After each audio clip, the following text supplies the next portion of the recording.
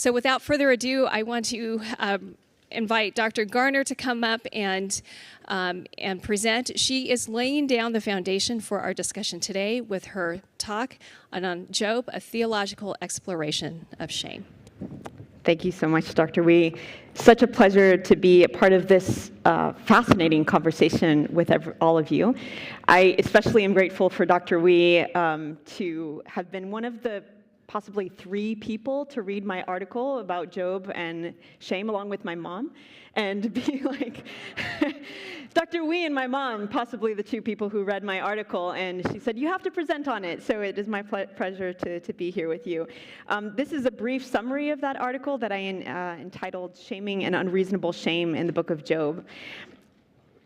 So in the philosophical literature on emotions, shame is described as an emotion derived from an episode of self-assessment that one has failed to live up to personal or societal values. Shame is commonly included in the category of self-assessing emotions, along with guilt, pride, embarrassment, and humiliation. They're also called self-conscious emotions. The feeling that emerges from this negative self-assessment is one of injury to one's self-respect or self-concept. What distinguishes shame from another emotion of negative self-assessment, this guilt that we call it, in the case of shame, the agent must perceive the presence of an audience, either physical or imagined, that attests to the failure.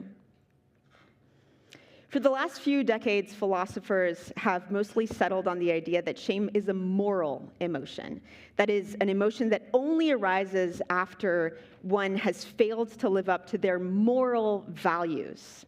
Now, it's really important that we understand morality very broadly in this case, right? We're not just talking about rules of right and wrong, and when you transgress one of those rules, you feel shame. It's actually when we transgress how we think we ought to live and how we ought to be.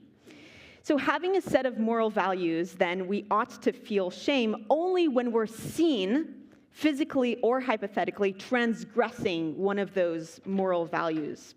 It seems to be the case, however, that we feel shame for actions or attitudes that don't transgress our moral values.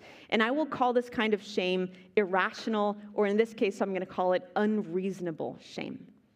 For example, a mother may feel shame that they have not put their child in 453 extracurricular activities and is therefore not keeping up with the societal demands on parents.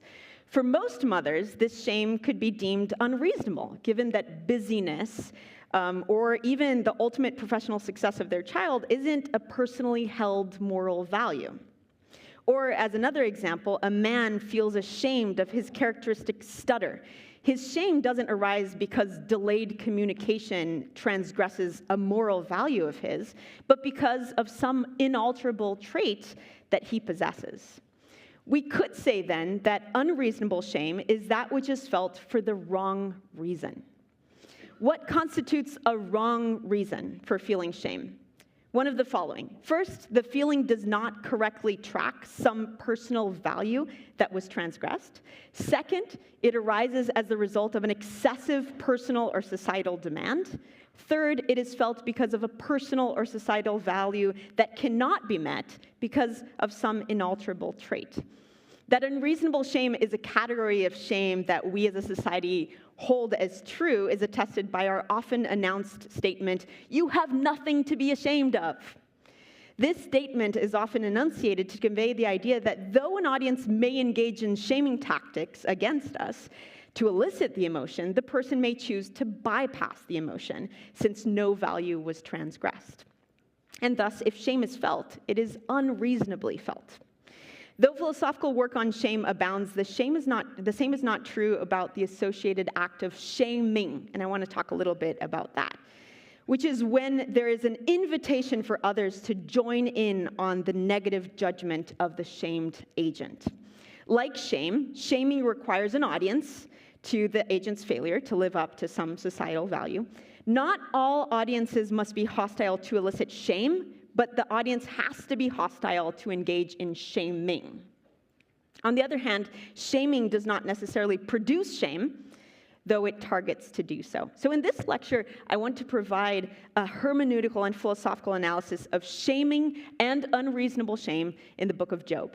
And I'm going to focus mostly on one chapter, chapter 19, that covers a lot of ground. In reading the first few verses of this book, and I think most of you, if not all, are very familiar with the book of Job, the reader already knows that Job is an innocent man. But how does Job interpret and respond to accusations of sin? I will demonstrate that Job perceives his friends, his community, and his God as engaging in rhetorical and practical tactics to convince him of his iniquity and to shame him. We will also take a look at Job's responses to the shaming tactics, which show his resistance against the emotion of shame, specifically against the shame that is felt unreasonably.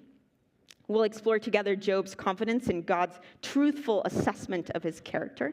God's eyes see accurately, right, in contrast with humans' eyes, which assess only outward appearances. This idea is sealed in the book's epilogue when Yahweh redeems the shaming Job, the shame that he has endured by shaming his friends in a public rebuke of their grave faults. So let's start with shaming by his friends, his perception of what his friends are doing.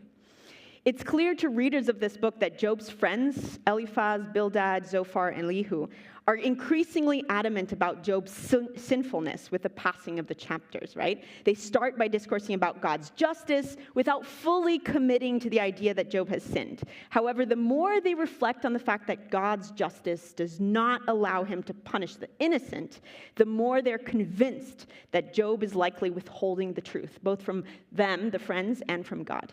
Job's suffering for them is a clear sign of God's reproval against him. Core to Job's perception of his friends' damning speeches is his belief that he's being shamed, preeminently by God, as we're going to see, but also through the words of his friends. So this perception is illustrated in the first part of chapter 19. In the New Translation, one of the most authoritative translations that we have of the book of Job now, Edward Greenstein. And this is the text. I want you to read it with me. So this is what he says. Up spoke Job, and he said, "How long will you make me anguished? How oppressing me with words? 10 times you try to refute me. You have no shame as you demean me. For even if I've been at fault, this fault resides within me. But if you keep speaking to me arrogantly, reproaching me on account of my disgrace, know at least it's Eloah, it's God, who's abused me, surrounding me with his siege works." Job appears in these verses to be fed up with the speeches of his friends so far. He names his perceptions of what his friends are doing to him as oppressing, tormenting, daka, humiliating, kalam, demeaning, hakar, and reproaching, yakar. Of particular interest to my study is the use of the verbal root kalam, humiliating. So this root is commonly utilized to convey the idea of humiliation or disgrace, and it is often parallel to the biblical word for shame, bush, in the biblical text. It usually connotes the use of moral accusations in the presence of a group of onlookers, resulting in a tarnished reputation. A likely translation for verse 3, as I put there, is 10 times now have you tried to humiliate me. You have shamelessly attacked me. Job perceives the friends to be creating a collective case against him, each friend feeding off the other's arguments in a continuous cycle of humiliation and shaming. Like a wadi that dries up in certain seasons, he laments they are not dependable all year long for support. Now let's transition to his ideas about shaming on the part of God. In the second third of chapter 19, there it is. In the second third of chapter 19, Job addresses his God, and this is what he says. Though I scream, I've been wronged, I receive no response. Though I make an outcry, there's no justice. He has fenced in my way so I cannot pass through. He has laid darkness over my footpaths. He has stripped me of my clothes of honor, removed the crown from my head. He has broken me down, and I'm going to die. He has uprooted my hope like a tree. He has inflamed his anger against me and reckoned me one of his enemies. His troops come at me at once. They clear an attack road against me, and they camp surrounding my tent. My relatives, he's kept distance from me, and my friends have withdrawn from me. Job's words vividly depict his perception of God as attacking him. The militaristic language leaves no doubt that Job sees himself in the position of an enemy of God, one toward whom God spares no tactics, fences, blackouts, hopelessness, anger, seizure, sudden attack, and isolation from friends and family. One particular tactic that is interesting to me is the shaming tactic, right? The author notes that God has not only attacked Job's life and physical health, but his glory, his honor, kabod, right? The term in Hebrew. Though the Hebrew text doesn't explicitly include those words, clothes of honor, clothes of glory, scholars have unanimously agreed that there's an implicit connotation of God stripping Job of his glorious garments. This description is in contrast with how he describes himself in chapter 29 as clothed in righteousness. Perhaps more strongly, Job is possibly depicting God as leaving him butt naked for all to see. And the chance that this is not merely a metaphorical suggestion, but a literal one, is not unlikely. Nakedness in the Hebrew Bible is commonly associated with shame, starting from the story of creation, right? No matter how we cut it, it seems clear that Job's words in chapter 19 characterize God as a shamer. In fact, for Job, God is the ultimate shamer, the one who allows all the other acts of shaming to take place. In chapter 21, verse 4, Job clarifies to his friends that his primary target of complaint is not the friends, but God. This is because it's the result of God's actions of stripping him of his clothes and crown that others are moved to judge him blameworthy and shame him.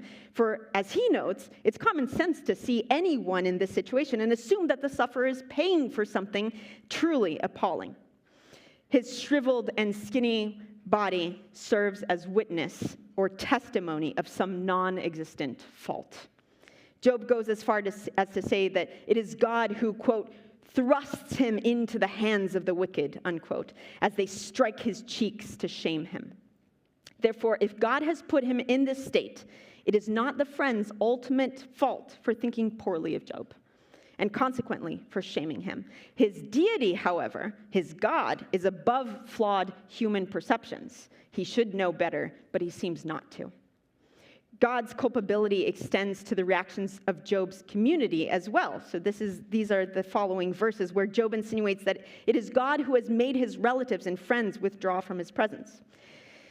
So this is what it says in the following verses. My relatives he's kept distant from me, and my friends have withdrawn from me. My close ones have stopped coming near, and my familiar ones have rejected me.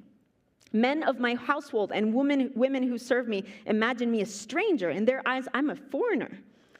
I call to my manservant, but he doesn't respond, though I beg him for mercy with my very own mouth. My breath is foul to my wife and my odor to my siblings. Even young hooligans detest me. When I arise to speak, they speak against me.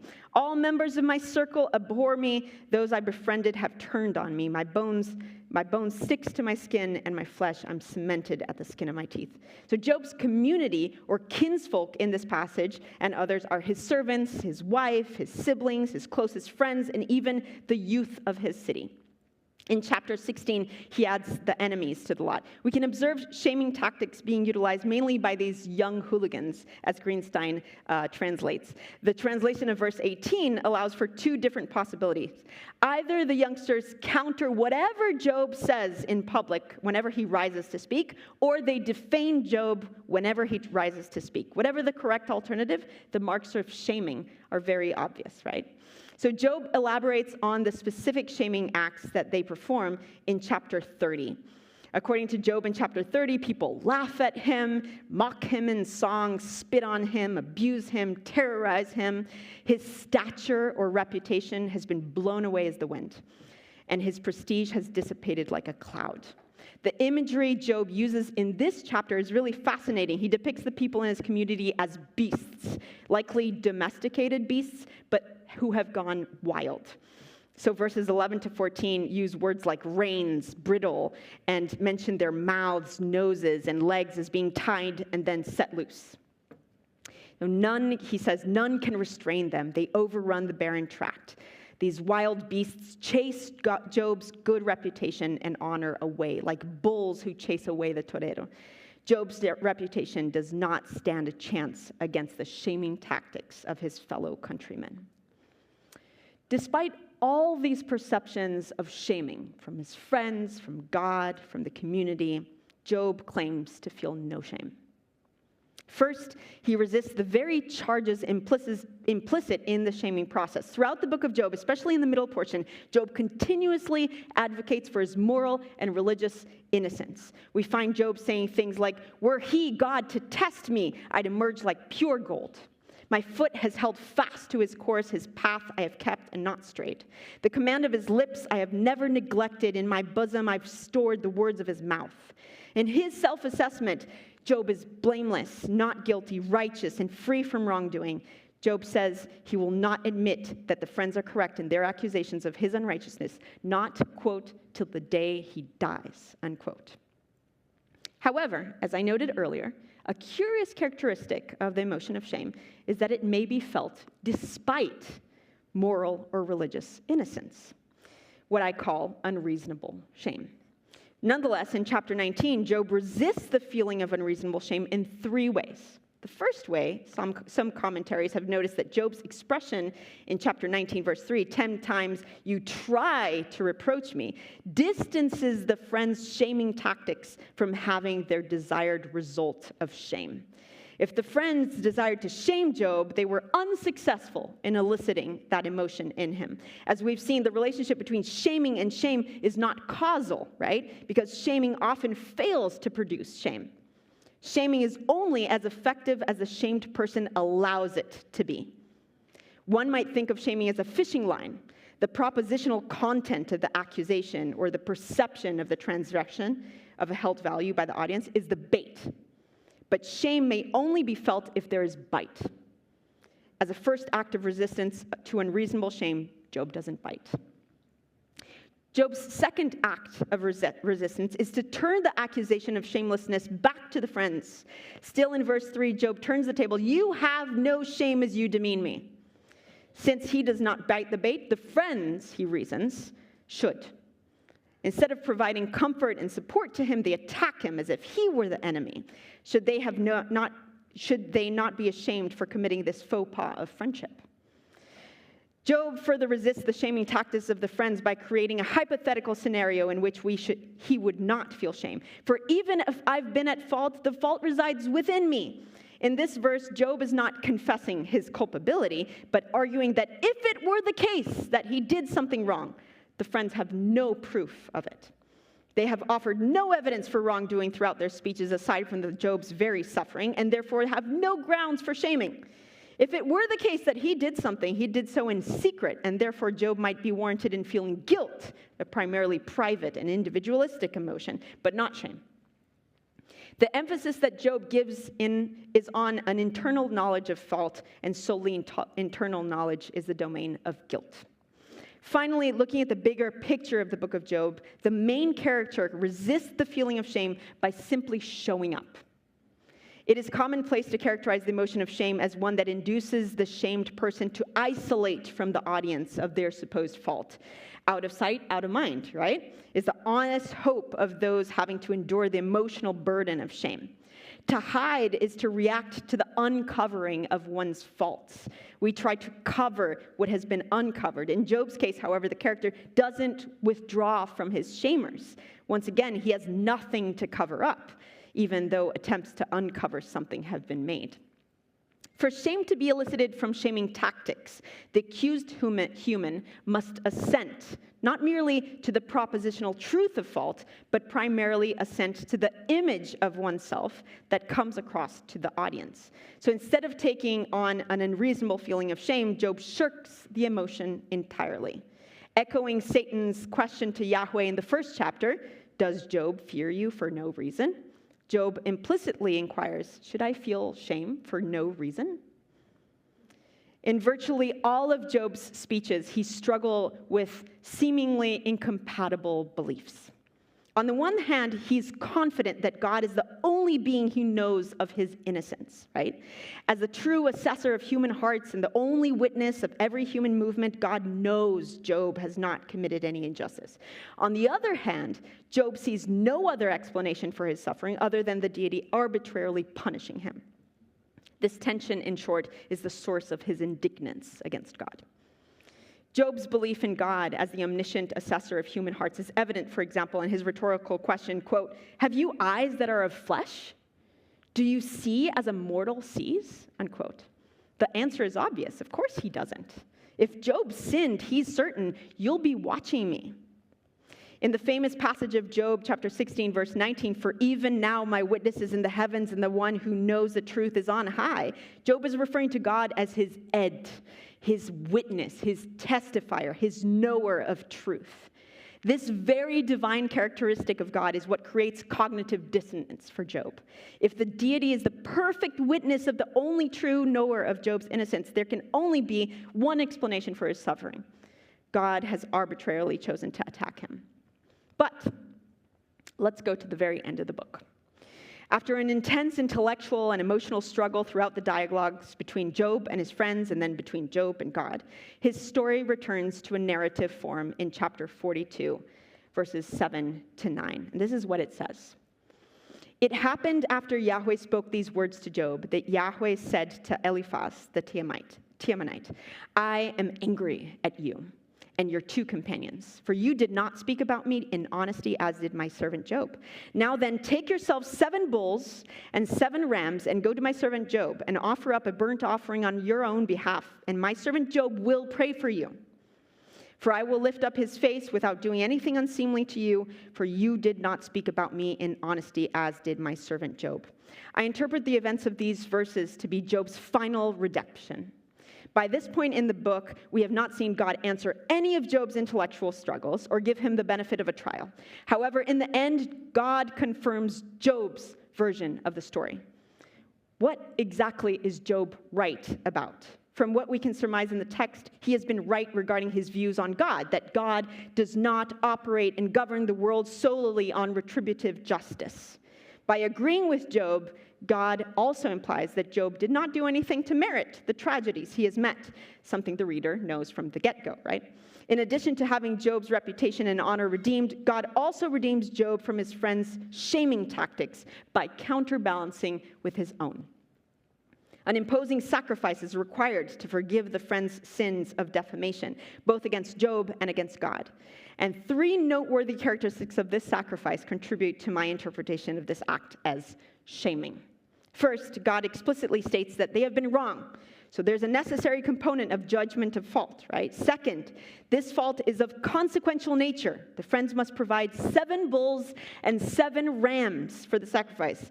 What is noteworthy in this detail, as David Klein's notes, the number of 7 bulls and 7 rams in atonement for the wrongdoing of the 3 friends is an astonishingly high one.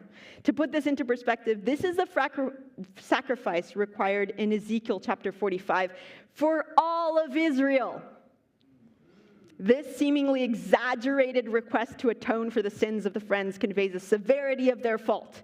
Third, though the sacrifice is to be done by the friends, the prayer for God to accept the sacrifice must be done by Job. Here we see the characteristic invitation for an audience to participate and join in on the judgment of fault. The text doesn't say whether Job was listening into the request by Yahweh. All we know is that God addresses the friends. If Job is not a part of this conversation, the friends are to ask him to pray for them and confess to him that according to divine revelation, they were in the wrong and he was right. If this is correct, I contend that this request may be interpreted as an instance of reverse shaming. That is, Yahweh attempting to inflict the emotion of negative self-assessment on those who have tried to elicit it in Job. Finally, lest we forget the prologue of this book, Job is not the only audience invited to participate in judging the friends' faults. Numerous celestial entities are serving as witnesses and co-participants in the shaming tactic of God. This epilogue also points to a profound reality of human psychology.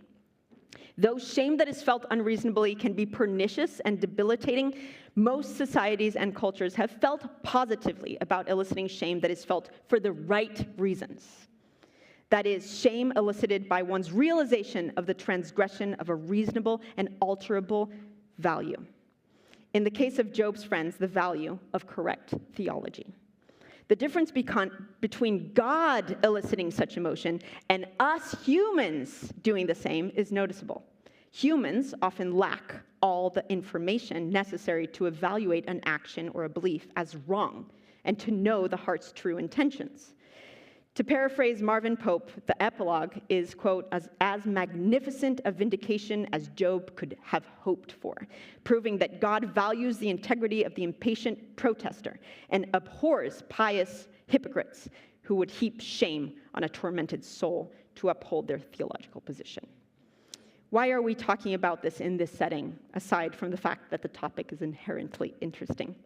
There's no shortage of occasions for properly socialized human beings to experience shame, to be the target of shaming, and to make the conscious decision to refuse the emotional burden of shame when it is deemed unreasonable. It is related to these experiences that I see a proper understanding of the text of Job as helpful. He is, in my view, a biblical exemplar of taking the opinion of the other seriously without taking it too seriously, of prioritizing one's careful self-assessment over the assessment of those providing mistaken ones. Thank you very much.